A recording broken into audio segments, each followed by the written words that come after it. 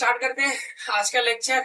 Method of differentiation हम लोग सीख चुके हैं। एप्लीकेशन ऑफ डेरिवेटिव स्टूडेंट को सबसे हार्ड टॉपिक लगता है जस्ट बिकॉज इसका जो बेसिक है ना सीधा सीधा आपका कोलैप्स करता है लेवल से। बट डोंट वरी, मैं हूं ना, इतना आसान तरीके से इस चैप्टर को क्लियर करूंगा कि आपका यूं आपको लगेगा यार ये तो सबसे अच्छा। बट आपको एक चीज मेरे को सीख के देखना पड़ेगा, वो क्या चीज है? Application of method of differentiation. आपको डिफरेंशिएशन आना चाहिए तो फिर ये चैप्टर यूं आप हवा में उड़ा दोगे। ठीक है, तीन मतलब होता है dy बाई dx का। पहला क्या मतलब होता है? रेट निकालना। दूसरा मतलब होता है कोई फंक्शन इंक्रीज कर रहा है या डिक्रीज कर रहा है वो बताना। कोई फंक्शन आपका कहाँ पे मैक्सिमम है और कहाँ पे मिनिमम है ये बताना होता है। अच्छा, उससे पहले एक छोटा सा आपका थ्योरी है, पहले उसको समझते हैं। dy बाई dx ये है क्या चीज? dy बाई dx का मतलब ये हो गया कि y कोई फंक्शन होगा जो x पे डिपेंड कर रहा हो। लिख के बताता हूँ, एक्स स्क्वायर प्लस 2, मतलब जो लेफ्ट साइड रहता है वो क्या है? वो फंक्शन है, किस पे डिपेंड कर रहा है? राइट साइड लिखा हुआ है। तो बहुत सारा टर्म में वेरिएबल होगा, सिंगल होगा, उसको हम लोग डिपेंडेंट वैल्यू बोलेंगे। तो यहाँ पे y x पे डिपेंड कर रहा है, इसीलिए हम लोग dy बाई dx लिखते हैं। कल को y के जगह T square plus 2t plus 1 लिखा हुआ रहेगा तो आपका अंदर में बता देगा ये y t पर डिपेंड कर रहा है। क्वेश्चन वाला ना भी बोले तो केवल किस क्वेश्चन में बोलेगा डेरिवेटिव निकालो, तो हम सीधा चुपचाप y इक्वल टू dt निकाल देंगे, क्योंकि y सीधा मेरे को दिख रहा है t पे डिपेंड कर रहा है। कल को यदि क्वेश्चन में हम लोग का साइन थीटा या प्लस में थीटा स्क्वायर देते तो क्वेश्चन वाला बोलेगा y का डेरिवेटिव क्या होगा, जहां जिस पर डिपेंड कर रहा है थीटा पे डिपेंड कर रहा है। तो यहाँ पर मैं लिखूंगा dy बाई डी थीटा। अब आपको लगेगा यार ये तो मैं जानता हूँ सर, ये क्यों बता रहा हूँ, लेकिन रुको तो सही। यहाँ पे देखिए क्या चीज है, रेट। जब हम लोग रेट की बात करेंगे उस समय आपका आएगा एरिया। क्या चीज आएगा? क्वेश्चन आपका पूछेगा सर्कल का रेडियस इतना 3 मीटर पर सेकंड से बढ़ रहा है तो बताओ उसका सरकमफ्रेंस कितना रफ्तार से जाएगा, उसका एरिया कितना रफ्तार से बढ़ेगा। तो जब हम लोग रेट की बात करेंगे ना तो उस समय, जब रेट की बात करेंगे उस समय यदि क्वेश्चन में बोल दिया किसके रिस्पेक्ट में डिफरेंशिएट कर रहा है तो ठीक है, नहीं बोला तो हम लोग समझेंगे D Y by D T time के रिस्पेक्ट में वो रेट डिफरेंशिएशन की बात कर रहा है। ठीक है, और इसका नाम क्या देगा? रेट। अब वाई के नाम पे क्या क्या आएगा वो बता देता हूँ। लेंथ भी आ सकता है और यहाँ पे आपका एरिया भी आ सकता है, वॉल्यूम भी आ सकता है। किसका किसका किसका? लेंथ एरिया वॉल्यूम किसका? ज्योमेट्रिक फिगर का। ज्योमेट्रिक फिगर का कौन कौन सा? सबसे पहले नंबर पे आएगा मेरे पास सर्कल। सर्कल में पता है ये रेडियस है, तो दो बातें होगी। इसका लेंथ के टर्म में बात करूं तो ये क्या होता है आपका सरकमफ्रेंस। सरकमफ्रेंस कितना होता है किसी भी वृत्त के लिए? त्रिज्या, ये परिधि 2 पाई आर होता है। इसका एरिया बोले तो पाई आर स्क्वायर। अब ध्यान से देखो ये किस पे डिपेंड कर रहा है? सी किस पे डिपेंड कर रहा है? आर पे। ए किस पे डिपेंड कर रहा है? आर पे। तो मैं यहाँ पे लिख सकता हूँ सी का डेरिवेटिव। डेरिवेटिव नहीं बोलेगा, अभी क्या बोलेगा आपका? सी का रेट। यदि क्वेश्चन में लिख दिया किसके रिस्पेक्ट में तब तो ठीक है, उसी के रिस्पेक्ट में लेंगे, लेकिन क्वेश्चन में नहीं मेंशन किया किसके रिस्पेक्ट में तो हमेशा हम लोग टी के रिस्पेक्ट में लेंगे। यदि मुझे सी का रेट बोलेगा तो मैं यहाँ लिखूंगा D C by D T. Okay, अब यहाँ ए का रेट यदि बोलेगा तो मैं लिखूंगा D A by D T. लेकिन ये तब लिखूंगा जब हम लोग का मेंशन नहीं करेगा कि रेट किसके रिस्पेक्ट में। अगर क्वेश्चन में चल के बोल रहा है कि सी का रेट आर के रिस्पेक्ट में निकालो, मतलब आर पे डिपेंड कर रहा है, तो फिर हम लोग क्या लिखेंगे? D C by D R. समझ में आ गया? कल को बोलेगा एरिया आर के रिस्पेक्ट में निकालो तो यहाँ लिखूंगा D A by D are. यदि रिस्पेक्ट में किसका बोल रहा है वो ना बोले तो मैं यूनिवर्सली टाइम के रिस्पेक्ट में लूंगा। ठीक है, अब ये क्या होता है आगे जब आप ज्योमेट्रिकल फिगर, ये तो फिगर नंबर 1 है, साथ साथ में आप ये भी और भी फिगर है वो सारे फिगर को आप याद रखो। कैसे? दूसरे नंबर फिगर पे मेरा आ जाता है आपका ये square. Square square square square square का एरिया क्या होता है? ए स्क्वायर। ये तो वॉल्यूम तो होगा नहीं, है ना? और कोई इसका पेरीमीटर बोलेगा पी, ये क्या है आपका ए, कोई बोलेगा पेरीमीटर, पेरीमीटर 4a हो जाए। उसी प्रकार हम लोग के पास क्या है? एक रेक्टेंगल। सपोज करो एक रेक्टेंगल है रेक्टेंगल ये एल है, ये बी है, तो इसके लिए हम लोग का एरिया क्या हो जाएगा, एल इंटू बी। और कोई पूछेगा पेरीमीटर क्या हो जाएगा, 2 इंटू एल प्लस बी, या बचपन से जान ये सारी कंसेप्ट आपका यूज होने वाला है रेट ऑफ वाले चैप्टर में, ठीक है। अब तीसरे नंबर पे आ जाते हैं, हम लोग के पास यदि कोई क्यूब रखा हुआ है, क्यूब रखा हुआ है 6 सरफेस से मिलकर बना होता है, तो टोटल सरफेस पूछेगा तो एक सरफेस का कितना होता है, ए स्क्वायर, 6 गो सरफेस का है तो 6a स्क्वायर, ये क्या है आपका सरफेस एरिया, ठीक है, टोटल सरफेस एरिया। कोई इस क्यूब का वॉल्यूम पूछे तो ये क्यूब होगा, ठीक है। अच्छा आगे और एक चीज चलते हैं, मान लेते हैं ये मेरा क्या है, sphere, O sphere, R radius का स्क्वायर है, इसका एरिया कितना होता है और इसका वॉल्यूम कितना होता है, कमेंट बॉक्स में मेंशन कीजिएगा। एरिया पर वॉल्यूम आपका लिख देता हूँ पाई आर क्यूब। और एक चीज लास्ट इस क्वेश्चन में जो आपको याद रखना है वो है कोण, सर्कुलर कोण। ये क्या है, यहाँ से इसका एच है, ये रेडियस है मेरा आर, ये एच है ये आर है, इसका वॉल्यूम आपको पता होना चाहिए 1/3 pi r square, pi r square h, ये होता है इसका वॉल्यूम, ठीक है, दिख रहा है ना। आप फटाफट से स्क्रीनशॉट लीजिए। और एक इंपॉर्टेंट थ्योरी जो काम का वो बताता हूँ आपको, क्वेश्चन वाला ना कभी कभी रेट का मान दे देगा डायरेक्ट, उसके साथ यूनिट देगा। अभी तक आप क्या कर रहे थे, D Y by D X, Y है क्या चीज, मेरा वाई है आपका लेंथ, अरे वाई क्या चीज है, ये वाला एक्स वाई कोऑर्डिनेट, एक्स क्या चीज है, ये एक्स वाला वैल्यू।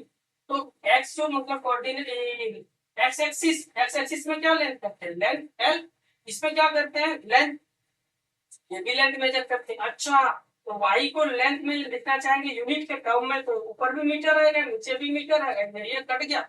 लेकिन इस समय इधर तो देखो ये क्या बोल रहा है भाई, area, area D A by D T कोई बोल दे तो एरिया का यूनिट यहाँ पे आएगा, जैसे y का यूनिट यानी लेंथ का यूनिट मीटर आता है, उसी प्रकार एरिया का यूनिट यहाँ क्या आएगा, मैं आपको बता रहा हूँ। देखो ये बात भी आपको याद रखना है दोस्त, लेंथ का यूनिट, लेंथ का यूनिट होता है मीटर, एरिया का यूनिट होता है एल इंटू बी, लंबाई की चौड़ाई, यानी यहाँ से भी मीटर आएगा यहाँ से भी मीटर आएगा, ये हो जाएगा आपका मीटर स्क्वायर। वॉल्यूम बराबर क्या होता है, एल बी एच, लंबाई चौड़ाई इंटू ऊंचाई, यहाँ से भी 1 मीटर यहाँ से भी 1 मीटर, एच के लिए भी 1 मीटर, तो टोटल कितना हो गया मीटर क्यूब। अब यदि क्वेश्चन में मुझे बोल दे जैसे 5 मीटर स्क्वायर पर सेकंड, तो मुझे पता रहना चाहिए बोल क्या रहा है, तो मीटर स्क्वायर से मेरे को पता चलेगा ये। एक्चुअली मैं मीटर स्क्वायर को और अच्छे से बताऊं ना तो लेंथ का स्क्वायर और लेंथ का क्यूब, सिंगल पावर 1 है एल पे, दिख रहा है, तो ये आपको लेंथ बता रहा है। यदि एल पे स्क्वायर है तो ये आपको एरिया बता रहा है, एल पे क्यूब है तो ये आपका वॉल्यूम बता रहा है। एल के नाम पे मीटर भी आ सकता है, सेंटीमीटर भी आ सकता है, मीटर स्क्वायर भी आ सकता है, सेंटीमीटर भी आ सकता है, सेंटीमीटर क्यूब भी आ सकता है, मीटर क्यूब भी आ सकता है। तो ये सारे डायमेंशन देख के यानी कि पावर देख के हमें पता होना चाहिए कि ये क्या चीज को बता रहा है, वॉल्यूम को बता रहा है, लेंथ को बता रहा है या फिर एरिया को बता रहा है। अब जब ये चीज आ गया तो देखो ये मीटर स्क्वायर है मतलब एरिया को बता रहा है, और नीचे क्या है एस मतलब सेकंड होता है, जरूर इसका मतलब D A by D t का ये मान दिया हुआ है ऐसे। यदि ये वैल्यू गायब है तो समझो दोनों एक टर्म में दिया हुआ होगा, जैसे डी नहीं उस पर बात नहीं करते, बस ये चीज आप देखो, नया चीज नहीं सीखेंगे, जो हमारा काम का बस वही चीज सीखेगा, ठीक है। ये देख के आपको समझ में आ गया। कल को यदि क्वेश्चन में 0.8 मीटर पर सेकंड दिया हुआ है तो आपने को पता रहना चाहिए बोल क्या रहा है, मीटर का मतलब हो गया लेंथ, इसका मतलब जरूर लेंथ के नाम पे यहाँ कौन कौन आ सकता है भाई, ये रेडियस आ सकता है, इस पे मेरा ये साइड आ सकता है, और इस पे मेरा रेडियस आ सकता है, इस पे अगेन साइड आ सकता है, इस पे मेरा हाइट आ सकता है, इस पे मेरा रेडियस आ सकता है। तो यदि लेंथ के टर्म पे, मीटर तो लेंथ होता है तो मैं यहाँ लिख सकता हूँ ये मेरा डी आर हो सकता है, और नीचे सेकंड है तो डी टी, या तो क्या हो सकता है मेरा साइड हो सकता है यानी डी ए मतलब भुजा, ठीक है, D A by D T, या तो मेरा D H by D T हो सकता है, एच बोले तो ये हाइट मेरा D H by D T. तो ये सबका बता रहा है कि लेंथ का चेंज हो रहा है किसके रिस्पेक्ट में, टाइम के रिस्पेक्ट में, ये डेटा मेरे को पता होना चाहिए। ये थ्योरी लगभग 5 से 8 मिनट आपको बता चुका हूँ। अब एक छोटा सा क्वेश्चन करते हैं तो आपको क्लियर समझ में आ जाएगा कि रेट वाले प्रॉब्लम को सॉल्व कैसे करते हैं। इसका स्क्रीनशॉट लीजिए, ये फॉर्मूला सभी आपका क्वेश्चन में दोबारा से आएगा तो वहां आप याद रहेगा आपको, वहां भी मैं बकायदा दोबारा बताऊंगा आपको, तो डोंट वरी। बट अभी आपका कॉपी में रहेगा, दिमाग में, दैट्स व्हाई आपको स्क्रीनशॉट ले लेना है, ठीक है। सारे क्वेश्चन बनेंगे दोस्त, जो भी फंडा अप्लाई होने वाला वो मैं आपको बता चुका हूँ। क्वेश्चन में आपको रेट खोजना है, रेट के सामने में ये वैल्यू देगा, या तो मीटर स्क्वायर पर सेकंड देगा, या यदि दे दिया मीटर क्यूब पर सेकंड दे दिया तो क्या समझेंगे, मीटर क्यूब तो वॉल्यूम को बताता है, इसका मतलब जरूर डीवी बाय डीटी दिया होगा वॉल्यूम के नाम पे। ये वाला वॉल्यूम इसमें तो भाई नहीं, ये वाला वॉल्यूम आ सकता है, ये वाला वॉल्यूम आ सकता है, ये वाला वॉल्यूम आ सकता है, ठीक है, समझ में आ गया। अब एक छोटा सा क्वेश्चन समझाता हूँ तो आपको घर से समझ में आ जाएगा, जब देखिए तो जैसे कि क्वेश्चन में दिया हुआ है रेडियस, रेडियस का जो रेट है, रेडियस का जो रेट है वो कितना, रेडियस का जो रेट है, रेट ऑफ रेडियस ऐसे लिखता हूँ, रेट ऑफ रेडियस गिवन कितने रफ्तार से, 4 मीटर पर सेकेंड। इसका मतलब बोला नहीं है वो, तो हमें खुद से समझना है ये क्या चीज दिया हो। उसने बस तो ये लिख दिया रेट ऑफ रेडियस, ये लिख के चला जाएगा, मैं इसको देख के समझूंगा। रेडियस लिखा हुआ ना, इसका मतलब ये लेंथ के टर्म है, डी आर, नीचे एस लिखा है तो D T, D R by D T देके गया है क्वेश्चन वाला। अब ये क्योंकि सर्कल है, कैसा है, सर्कल है, और पूछ दिया आपसे कि बताओ रेट ऑफ एरिया, यदि इतना से ये इंक्रीज कर रहा है इतना रफ्तार से, तो इसका एरिया कितना रफ्तार से इंक्रीज करेगा। तो ऑब्वियसली सी बात है, रेट यदि 4 बार हर सेकंड में बढ़ रहा है तो सर्कल बड़ा होता जाएगा, सर्कल बड़ा होगा तो रेडियस एरिया भी बड़ा होगा। तो ये आपसे पूछना चाह रहा है कि rate of area, rate of area यानी d a by D t, और एरिया के नाम पे फॉर्मूला आएगा, कौन सा फॉर्मूला आएगा भाई, टी। सर्कल है तो सर्कल का एरिया होता है पाई आर स्क्वायर, और नीचे क्या आएगा डी टी। ओके, पाई तो कांस्टेंट है, बाहर आ जाएगा। आर का, आर स्क्वायर का क्या हो जाएगा 2r, और आर का टी के रिस्पेक्ट में क्या हो जाएगा d r by D t, और d r by D t का मान देखो यहाँ पे दिया हुआ है 4, तो यहाँ लिखेंगे पाई 2 इंटू आर, और यहाँ 4, तो गुना करेंगे तो 4 गुना 8 पाई इंटू आर। कल को आर का मान क्वेश्चन में देगा, बोलेगा बता 6 सेंटीमीटर पे या 6 मीटर पे क्या रेट रहा होगा। जब सर्कल 8 पहुंच चुका होगा, सर्कल का रेडियस बढ़ के 8 मीटर पहुंच चुका होगा, उस समय एरिया कितना रफ्तार से बढ़ रहा होगा, तो वैल्यू आप पुट करिए, घर से आंसर निकालेंगे, हमारा काम हो गया। आई होप ये थ्योरी थोड़ा सा पढ़ा है, 10 मिनट जा सकता है, बट डेफिनेटली आपको समझ में आया होगा। कोई भी प्रॉब्लम है तो कमेंट बॉक्स आपके लिए खुला हुआ है, आप वहां अपना सजेशन दे सकते हैं। मिलता हूँ नेक्स्ट वाले वीडियो में, एक वीडियो में 1 क्वेश्चन करेंगे, ठीक है, ताकि आपका जो 1.5 घंटा का जो लेंथ रहता है वीडियो का, उससे आपका मोटिवेशन थोड़ा सा डिस्ट्रैक्शन होता है।